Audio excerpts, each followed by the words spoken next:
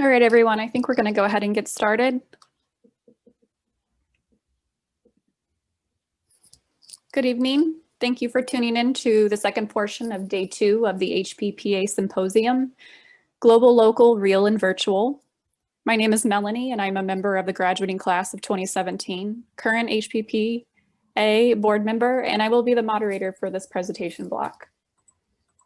For those who are just joining us for the first time, the purpose of this event is to highlight the work of Cornell Historic Preservation Planning alumni and students that is concerned with the contemporary challenges and opportunities in the field. The idea of this event was derived from the inability to connect with alumni and current students as we've done traditionally at preservation conferences due to the COVID-19 pandemic. This event would not have been possible without the support of HPPA members and the guidance and encouragement of Michael Tomlin. I'd also like to acknowledge the dedicated work of the Symposium Planning Committee, which includes Mayar Hidigi, President of HPPA, Michelle Van Meter, who chaired the Symposium Planning Committee, Zoe Merod, President of the Preservation Studies Students Organization, Michael Tomlin, Director of the Historic Preservation Planning Program, and Shannon Salento, Secretary of HPPA. For those of you joining us today who are Cornell HPP alumni but not members, we encourage you to become one. Before I introduce our speakers, I'd like to remind everyone of a few housekeeping notes. We are recording the sessions and we will share the recorded videos on the HPPA website. If you do not want to be seen in the videos, please turn off your camera. As mentioned previously, we would love to reconnect and see each other, so feel free to turn on your camera unless you have a personal reason for not doing so. However, we ask that you please make sure you are muted during the presentations. Following each presentation, we will have a few minutes for questions and discussion. Please wave or raise your hand or use the Zoom raise hand function under the reactions button or the chat to let us know you'd like to speak. We will ask you to unmute and begin talking.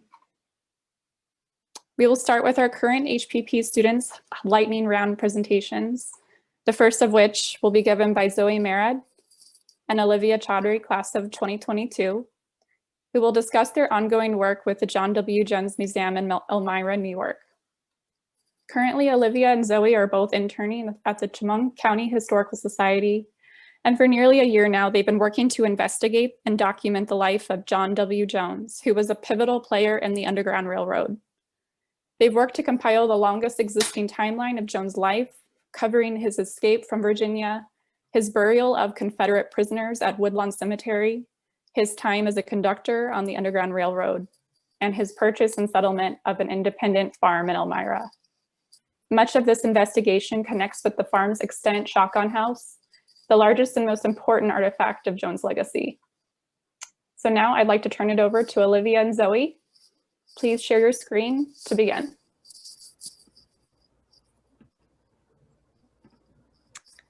All right, let's go to full screen.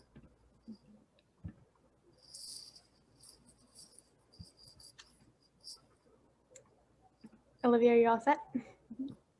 Hello everyone. My name is Olivia Chaudhury, and I'm here with my research partner, Zoe Merod. In the spring of 2018, the course CRP 6601, HPP students worked with the John Jones Museum in Elmira, New York. Students learned about the establishment and management of museums and their relationship with the public. In groups, the students created guidelines and conducted research for the Jones Museum. Their findings and recommendations were presented to the museum board.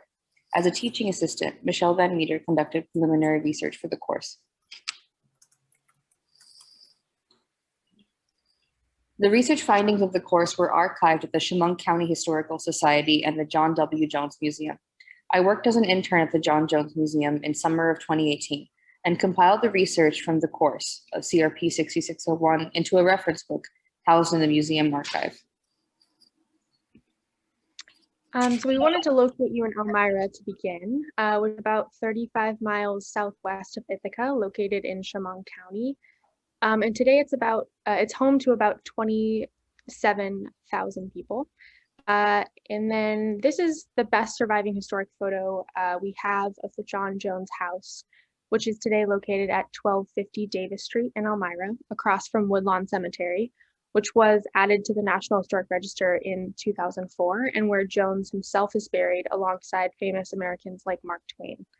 The house is a typical example of a shotgun house, and we know that when the house was constructed, Jones had an image of the types of houses in Leesburg, Virginia, where he was enslaved, which perhaps gave inspiration to the choice for the design. The story of John Jones is, of course, a painful one, but it's also a heroic and hopeful story, one that is necessary to be told and highlighted in today's world. John W. Jones lived from 1817 to 1900. He was born enslaved in Leesburg, Virginia, at the Elzie plantation. He escaped enslavement with 3 compatriots, 2 of which were his half-brothers. He arrived in Elmira in 1844 after a long journey by foot. He did odd jobs for community members in Elmira and learned how to read at Miss Clara Thurston's Academy for Young Ladies in after-hours lessons. There was a strong abolitionist sentiment in Elmira at the time, which was supported by churches and benefactors like Jervis Langdon. So Jones became sexton of the First Baptist Church and a conductor on the Underground Railroad. Fugitives came to Elmira from Philadelphia on the Northern Central Railroad line and were concealed by Jones in his little yellow house by the church. Records show him concealing fugitives in his house, but were also trying to determine if they were concealed in the church as well. From Elmira, Jones placed fugitives on the 4 a.m. train to St. Catharines, Canada, and the car was nicknamed the Freedom Baggage Car and went directly to Niagara Falls via Watkins Glen. In addition to his admirable work on the Underground Railroad, as part of his job as sexton, Jones buried prisoners who died at the notorious Elmira prison camp for Confederate soldiers. Although the soldiers were part of the Confederacy, Jones took care to bury them with their name, rank, and number. Eventually, due to his diligent work, each prisoner was able to have a proper headstone in Woodlawn Cemetery. In 1864, Jones received $2.50 for each prisoner buried, which he subsequently used to purchase property on College Avenue in Elmira. He began a farm and lived there with his wife, Rachel Swales, and their 4 children. Jones was a prominent member of Elmira's African-American community and was called upon to solve disputes. He passed away at age 83 due to pneumonia in 1900. There are 3 buildings that are part of the Jones story. The 3 buildings are his little yellow house by the First Baptist Church, an apartment where he lived in interim, and the shotgun house and farm he purchased. In 1853, Jones purchased a little yellow house at 185 Church Street, east of the First Baptist Church, where he worked as sexton. It was in this house, and likely in the church, that Jones concealed fugitives on the Underground Railroad.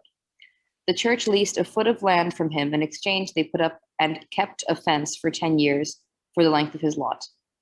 In the 1890s, over 25 years after Jones moved out of this first house, the First Baptist Church purchased 185 Church Street from him.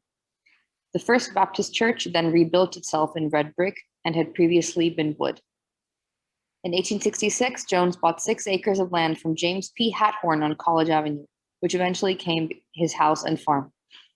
From 1868 to 1870, Jones is listed in city directories as living at 99 2nd Avenue. This was likely a boarding house or apartment where he resided in the interim between purchasing and moving into the College Avenue property. In 1871, Jones bought more land from James P. Hathorne. His house was located on the eastern end of his farm at 1259 College Avenue. Today, the John W. Jones Museum stands on the western end of the same land parcel. Jones kept bees and grew fruit. In 1860, he received the second best exhibition for 8 varieties of cherries in the amateur fruits recognition by local agricultural and horticultural department. At the time of his death in 1901, his farm measured 16 acres. Jones lived on the farm with his wife, Rachel Swales, and their 4 children. So the little yellow house was definitely a point of interest for us during our research and various site visits to Elmira. We tracked the structure on Sanborn maps and found that it was no longer visible by 1898, a few years before Jones' death. The First Baptist Church is also no longer in use, and the congregation has moved just outside of town to Horseheads, New York. When we went to visit the First Baptist Church, we stood in what is now a parking lot in the area we believe must have been where Jones' little yellow house was. And the image on the right here is a view from the parking lot there. While Jones was still working as sexton at the First Baptist Church, he moved out of his house by the church to purchase a farm. Before moving to the farm, he lived at 99 2nd Avenue from 1868 to 1869. This was likely an apartment or boarding house. The property in 99 2nd Avenue is pictured here on the left. Before 2017, a 3-story brick building stood on this site. The property is located beside former railroad tracks. Upon visiting the site in 2020, we found it to be demolished, which is the image on the right. We are currently working with John W. Jones Museum Director Talima Aaron and Dr. Michael Tomlin to put Jones on the National Park Service Underground Railroad Network to Freedom, which is a collection of sites that hold significance to the Underground Railroad. There are currently 2 other Elmira sites on the network to Freedom, the Jervis Langdon House and Park Church, which was a center for abolitionist activity. John W. Jones, as Elmira's conductor on the Underground Railroad, is a central figure to history, and his inclusion in the network is of great importance. Working on this application, we compiled the largest existing timeline of Jones's life. Our next steps on the application are to document the history of the John W. Jones Museum site. And to end today, we wanted to mention that this project is one that has had a long history before we've even begun work on it, as Dr. Tomlin has been involved with the Jones House for over 2 decades. There's a very strong relationship between the museum and Cornell University's Historic Preservation Planning program. And as this project is one that's been handed down to us, we hope that it has a bright future as well as we continue its legacy during the rest of our time in the HPP program. We hope that our work will set up future students with a base from which to expand the project even further, honoring the life and legacy of John Jones himself, an important American hero. Thank you.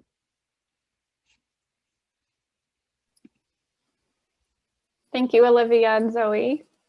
That was really fantastic, fantastic work. Does anyone have any questions or reactions, comments?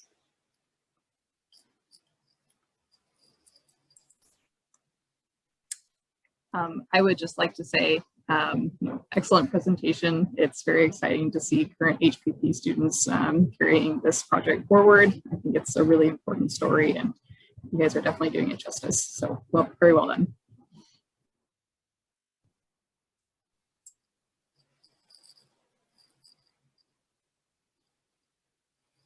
Great. Anyone else? So I don't have a question per se, but this was not part of the work that you done you were not part of the class that were working on this project, right? So you did your internship over there. Is that correct? So I was enrolled in the course in 2018 as an undergraduate, and then an intern, and then this internship is continued on by Zoe and I during this course of the school year. But no, we are not currently enrolled in any courses. It's internship research. Very good. Looks like Sherry has her. Yeah. Go ahead. Hey, I just wanted to say wonderful research. Thank you for bringing this story forward.